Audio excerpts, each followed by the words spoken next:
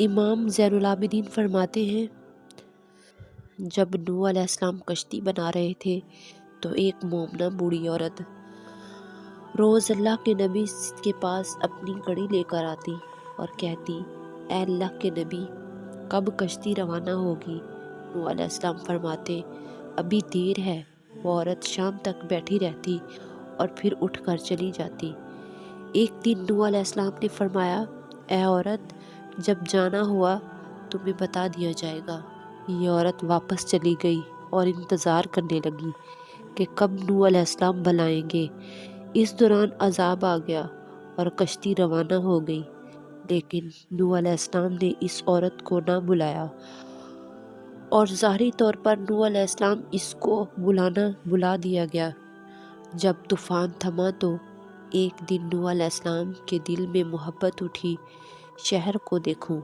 جہاں سے چلا تھا وہاں آئے اور قریب جا کر دیکھا تو ایک جھونپڑی میں دیا جل رہا تھا۔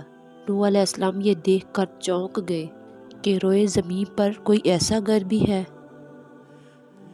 کہ اتنے عظیم طوفان کے بعد بھی جس گھر میں چراغ جل رہا ہے۔ انہوں نے وہاں تکبیر بلند کی۔ وہ عورت سامان لے کر آ گئی اور کہنے لگی، یا نبی اللہ، کیا کشتی تیار ہے؟ چلیں۔ نوح علیہ السلام نے حیرت سے اس کو دیکھا اور کہا، رکو بڑھیا، کیا تمہیں کچھ بھی پتہ نہیں چلا؟ وہ کہنے لگی، یا نبی اللہ، کیا پتہ نہیں چلا؟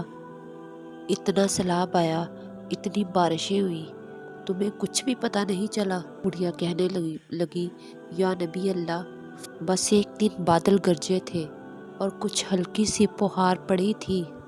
حضرت نوح علیہ السلام آسمان کی طرف دیکھنے لگے اور کہا، اے میرے اللہ، یہ کیا ماجرا ہے؟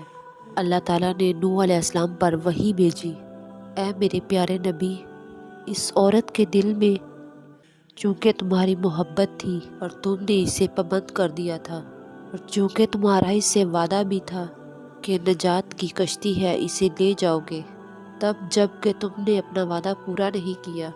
لیکن اے نوح علیہ السلام، میں تو تمہارے وعدے کا ذمہ دار تھا، اس لیے میں نے اس بڑھیا تک عذاب پہنچنے ہی نہیں دیا۔ امام سجاد علیہ السلام نے پاس بیٹھے اپنے مومنین سے فرمایا، او مومنو، یہ حدیث قیامت تک کے مومنین تک پہنچانا تم پر واجب ہے۔